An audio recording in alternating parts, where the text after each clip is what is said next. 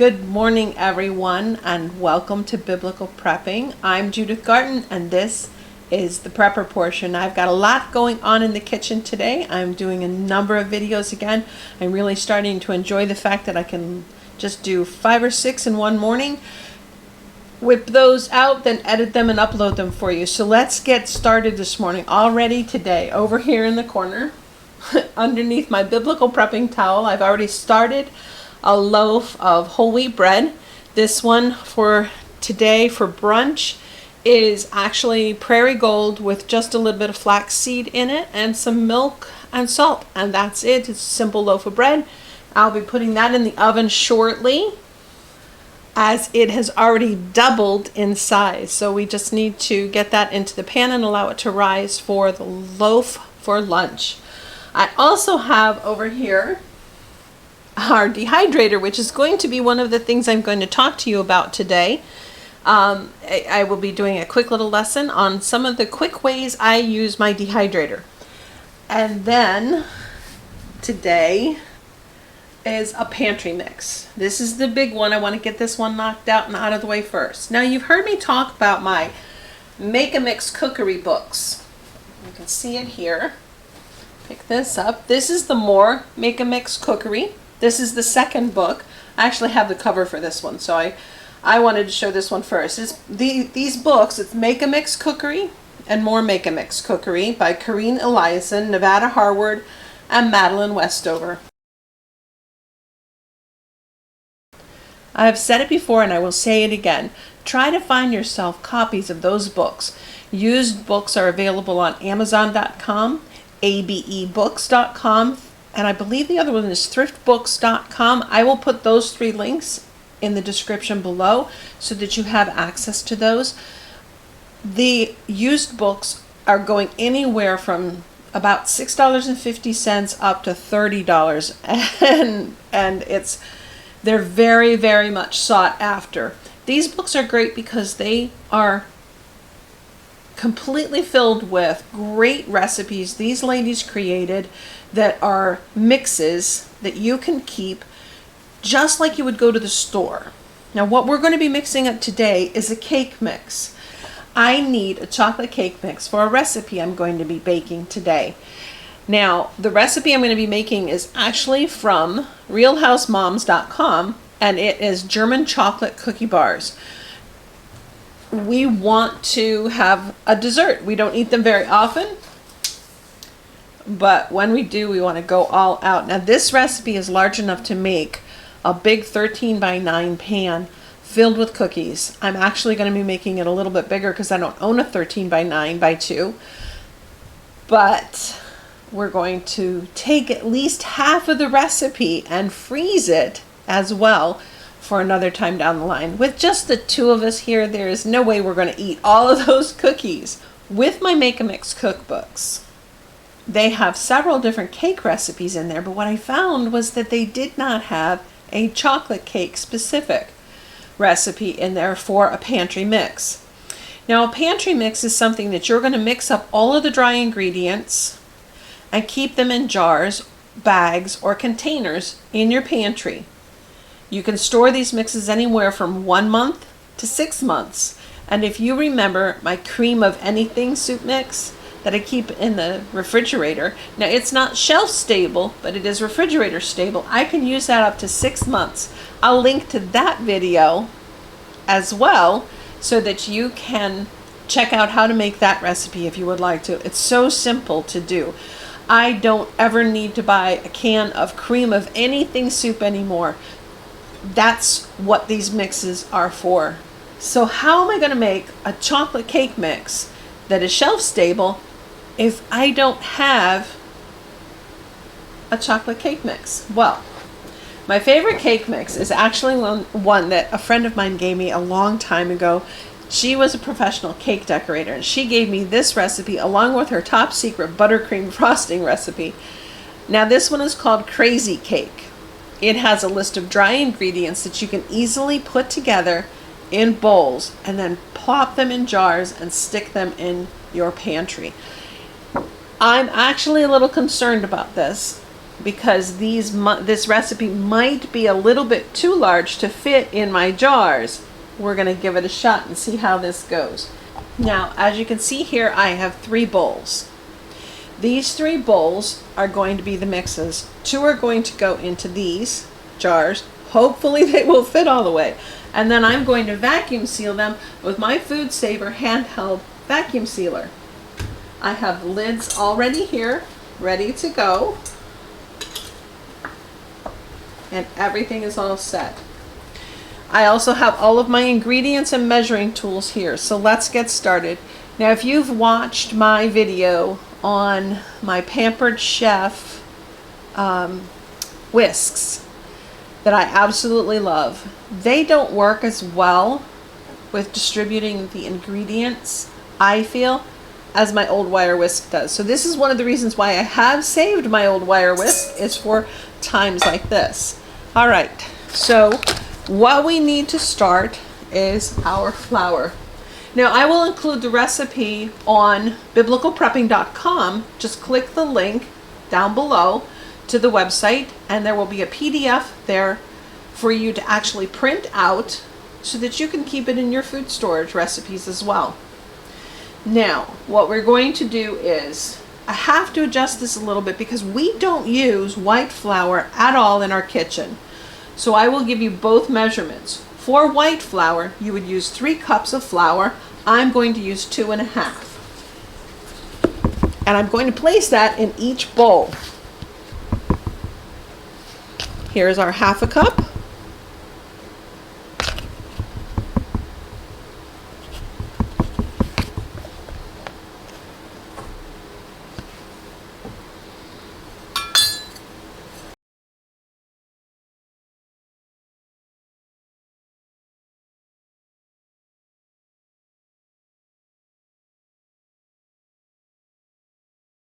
Sift that up a little bit. Now, I am noticing in my flour here, I just opened a fresh bag that had been vacuum sealed, so it is a little bit lumpy, so that will help that I stirred it up. Now, our next ingredient is, it's a cake, so there's going to be a lot of this. We're going to add 2 cups of sugar to each bowl. Sometimes this scares people because they see their food storage sugar drop dramatically when they're making mixes like this. But you're not really losing anything. You're actually gaining. This is the jar I usually keep in my cupboard because it holds 2 pounds.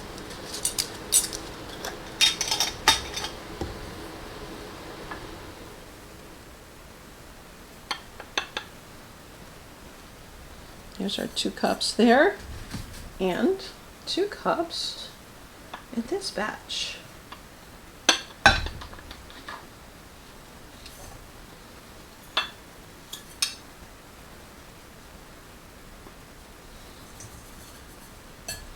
There we go.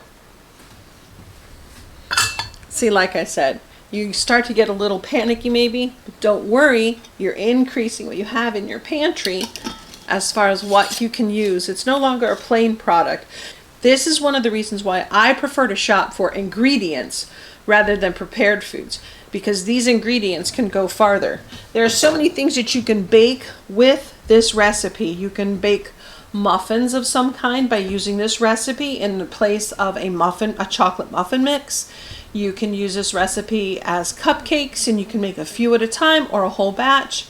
You will have to work on playing with the ingredients to figure out the exact balance, or you could just make a whole batch of cupcakes and freeze half.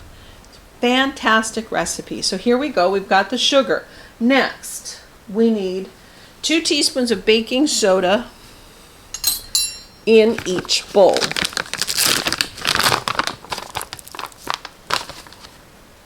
Now, I recently switched to the Bob's Red Mill baking soda. I really like it a lot better than anything that I've ever bought in the past. It's a lot more expensive in comparison than some of the other brands, but it is fantastic. It works great every time. I've noticed it doesn't have any funny aftertaste, and not only that, it's not flat. I have not had it go flat, and I have had others go flat, where they don't help lift up your cake or product at all. So we can set that still there. So that's our baking soda. We also need 1 teaspoon of salt. And we use the pink Himalayan sea salt. Because of this, I'm going to cut back just a little and make it just about 3/4 of a teaspoon. Sometimes the pink Himalayan can be a little strong on the salt side, and you don't want your cake to be too salty. There we go. Now for the cocoa. For the cocoa, you're going to need 6 tablespoons in each cake mix.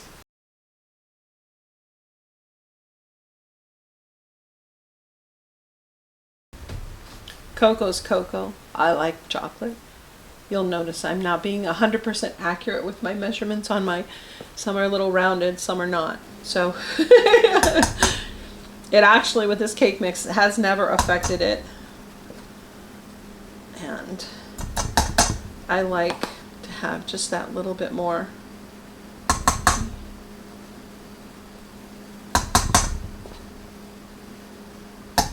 There we go. All done.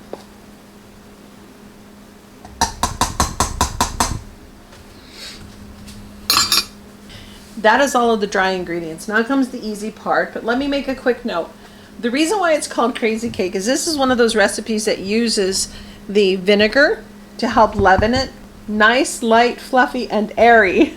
So let's get this mixed up, and then, as I said, the recipe will be available on biblicalprepping.com, and I will include that link below.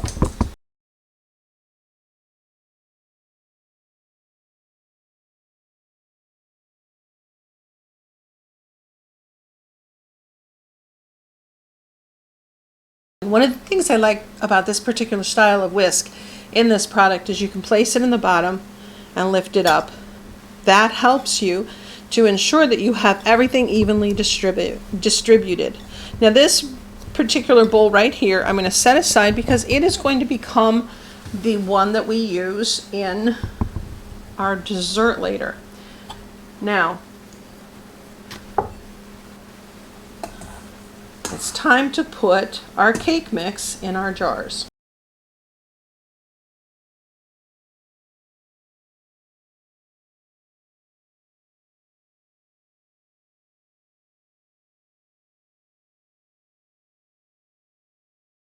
I will say that these will probably fit better in a wide mouth jar. It is just a perfect fit for right now. So a wide mouth jar would probably be my better option.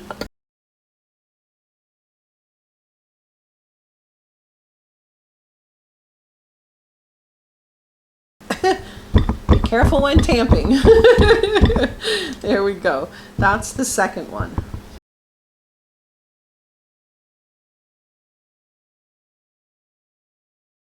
Now before vacuum sealing, you're going to definitely want to make sure you wipe off the top of the jar.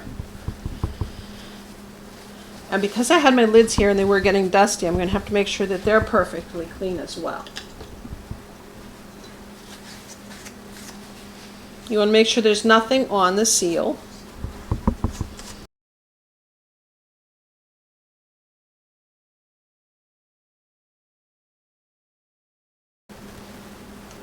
Place your lid on the top. And for mine, I have to use this contraption. And then we will go until the light turns green.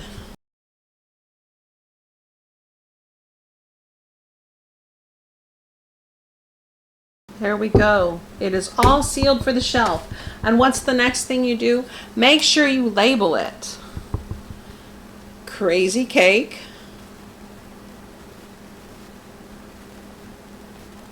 Mix.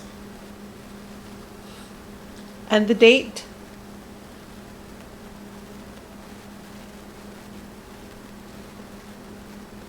There we go.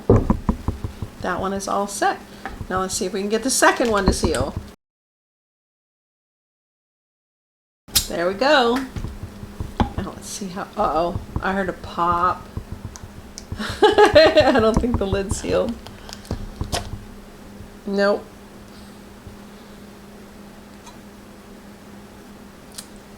So we're going to have to fix this one. And I'm going to have to wash this out and allow it to dry. So I will be sealing this one up later. That just shows you not everything works all the time. I hope, though, that you have the idea on how it is supposed to work.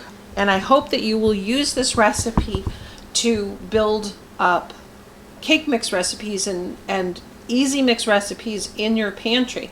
I'm going to start doing some other recipes as well, so keep an eye out. Make sure you subscribe and turn on notifications. I'm going to show you how to make some pantry rice mixes that are so simple to do, and then you can cook them up. They're already spiced and salted and everything ready to go, exactly how you like them. We'll be using some of our dehydrated vegetables in some of those as well, which of course will make them shorter term. They won't be longer term. But these are great ideas to get yourself away from using and relying on all of those manufactured mixes and all of the products you don't know what's in them, as well as being able to utilize your food storage, rotate. So I hope this has helped. Blessings and shalom.